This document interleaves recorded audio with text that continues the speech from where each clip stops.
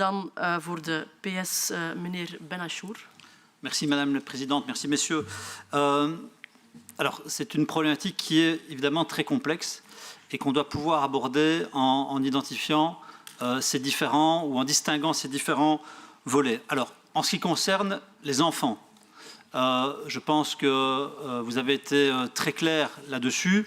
Il ne s'agit pas d'un enjeu sécuritaire, mais d'un enjeu humanitaire. Et donc, vous avez plaidé pour le retour le plus rapide possible de ces enfants qui sont aujourd'hui en danger de mort et qui d'ailleurs meurent sur le terrain. Et donc, je demande, Madame la Présidente, que très rapidement, sur ce sujet-là, nous puissions entendre ici, en commission, le délégué général aux droits de l'enfant, qui dispose d'une expertise et qui a d'ailleurs organisé un colloque auquel M. Van Tikkel participait il y a quelques semaines. Donc je pense vraiment utile et nécessaire de pouvoir le recevoir rapidement pour établir une position efficiente sur la problématique du retour des enfants. Je propose aussi que nous puissions recevoir le CAPREF, qui est le centre radicalisme de la Fédération Wallonie-Bruxelles, qui dispose aussi d'une expertise dans le suivi des returnees, des FTF. Alors, en ce qui concerne maintenant les adultes, alors là aussi, la problématique est extrêmement complexe. Parce qu'en réalité, dans chacune des options, il y a des risques. Si on les laisse là-bas, il y a évidemment le risque qu'ils s'évadent et qu'ils disparaissent dans la nature et redeviennent des dangers potentiels pour nous. Et ce risque, évidemment, augmente vu l'évolution de la situation sur le terrain et l'incapacité grandissante des Kurdes, notamment, à les surveiller. Il y a aussi un deuxième risque en les laissant sur place, qui est d'offrir, par exemple, au régime syrien, la possibilité de disposer d'un moyen de pression, hein, qui leur permettrait demain de dire, écoutez, nous on détient les djihadistes, maintenant vous nous foutez la paix ou sinon on les relâche, hein, en caricaturant un peu. Alors, de l'autre côté, si on les ramène, et vous l'avez évoqué, si on les ramène ici, il faut pouvoir tenir compte de deux impératifs. L'impératif de sécurité et le respect des droits fondamentaux. Et il ne s'agit pas de transiger entre les deux, de trouver un point d'équilibre. Il s'agit de tenir dans chaque main ces deux impératifs. Alors, il y a là une difficulté qui me paraît majeure, c'est en effet la charge de la preuve. Vous l'avez dit vous-même, Monsieur Van Leu, la plupart d'entre eux prendront 5 ans. Or, ils ont peut-être, et même probablement, du sang sur les mains, et peut-être beaucoup de sang sur les mains. Et donc, je suis forcément mal à l'aise, très mal à l'aise, avec l'idée qu'on puisse rapatrier des foreign fighters, les condamner, mais ne les condamner qu'à 5 ans.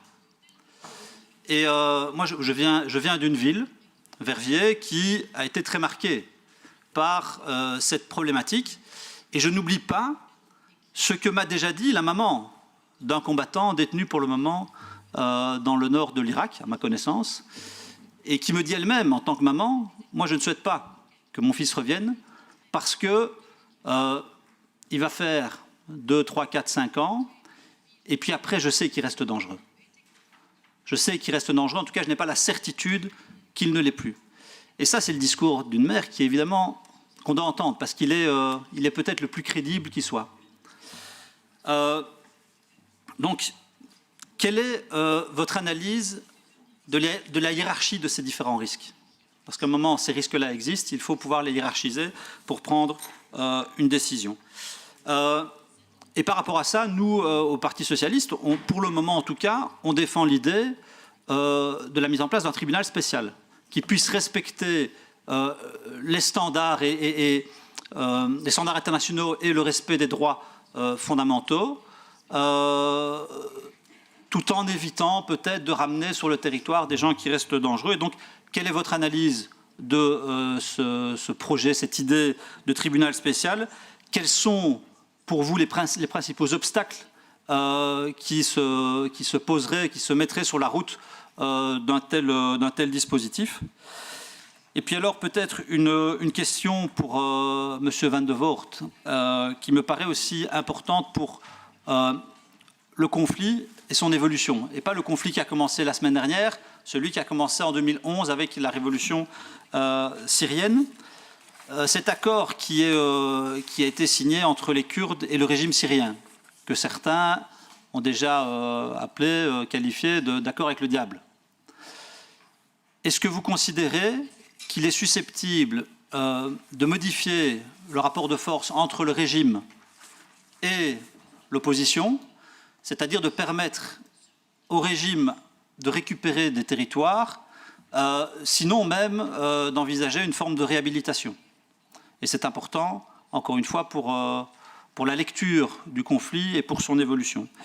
Et puis alors, une dernière question qui a été rapidement évoquée, la question des tensions potentielles ici en Belgique entre communautés kurdes et communautés turques. Bon, je viens d'une ville que j'adore, mais qui est parfois un microcosme de beaucoup de choses. Et en effet, à Verviers, alors pas cette nuit-ci, la nuit d'avant, un local kurde a été pris pour cible par des individus qui en ont brisé les vitrines. Et donc, je ne voudrais pas qu'on néglige les risques potentiels d'accroissement de tensions entre différentes communautés sur divers territoires, au nord ou au sud du pays, et évidemment à Bruxelles. Voilà, je pense que j'en ai terminé pour le moment. Je vous remercie. Et donc moi aussi, je vous remercie pour la qualité de l'échange qu'on a eu cet après-midi. Je pense qu'il y a un large consensus pour dire que, en ce qui concerne les enfants, on est sur un enjeu humanitaire et qu'en effet, il faut pouvoir les rapatrier. Alors, à ce sujet-là, et je pense que la donnée n'est pas dans la note, quel est le nombre d'orphelins encore présents dans le pays? J'ai entendu tout à l'heure qu'à peu près 6 étaient déjà rentrés. Est-ce qu'il en reste encore, pour le moment, des orphelins?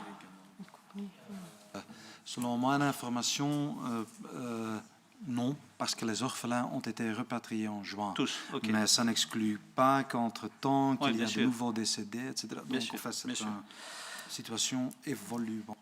Donc voilà, sur la situation des enfants, je pense qu'il y a un consensus. Il y a un consensus quasi total pour dire que ces combattants doivent être jugés dans des conditions qui respectent les droits fondamentaux, que ce soit ici ou ailleurs. Mais il y a quand même un élément qui, pour moi, reste sans réponse claire, c'est la question de la preuve. Où qu'on les juge, comment est-ce qu'on établit les faits, comment est-ce qu'on établit les preuves, et dès lors, comment est-ce qu'on juge l'accusé en lien avec ce qu'il a vraiment fait. Voilà. Donc ça reste le problème le plus délicat. Et alors, M. Van Leuve faisait une analogie qui ne me paraît pas pertinente avec le Rwanda, en expliquant qu'on pourrait en effet 10-15 ans plus tard retrouver des témoignages ou des faits qui permettent d'amener des personnes devant une cour d'assises, sauf que le génocidaire rwandais, il agissait au niveau local, dans un contexte local. Le djihadiste, par définition, il agit dans un contexte global.